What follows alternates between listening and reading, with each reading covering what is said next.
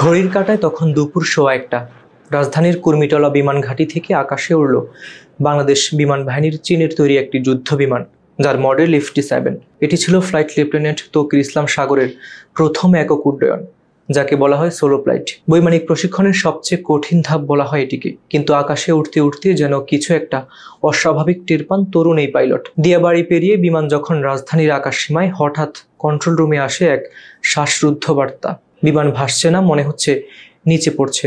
একটি বাক্য যা জানান দিচ্ছিল ঘনিয়ে আসা অঘটনের আগাম বিপদ সংকেত। কন্ট্রোল রুম তৎক্ষণাৎ নির্দেশ দেয়, ইজেক্ট করুন। কিন্তু তৌকির থেমে যাননি।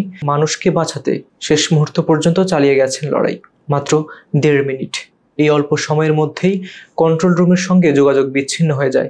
বিমানটি ছুটে আসে মাইলস্টোন স্কুল অ্যান্ড কলেজের দিকেই, এবং তারপর একটি বিস্ফোরণ, একটি ধ্বংসস্তূপ, একটি হারিয়ে যাওয়া প্রাণ।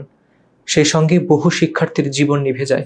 তৌকির ছিলেন দেশের আশার প্রতীক, দুর্লভ সোলো ফ্লাইট পাশ করার মতো একজন সাহসী পাইলট। হয়তো ইজেক্ট করলে বেঁচে যেতেন, কিন্তু তিনি বেছে নিলেন দায়িত্ব। তার হাতে ছিল স্টিয়ারিং আর হৃদয়ে ছিল দেশের মানুষের নিরাপত্তা। কিন্তু শেষ পর্যন্ত কিছুই হলো না। ভাগ্যটা আসলেই খারাপ ছিল তৌকিরের। তৌকিরের সেই শেষ বার্তা যেন আজও কানে বাজে। বিমান ভাসছে না, কিন্তু তার সাহস আজও বুকে ভাসে।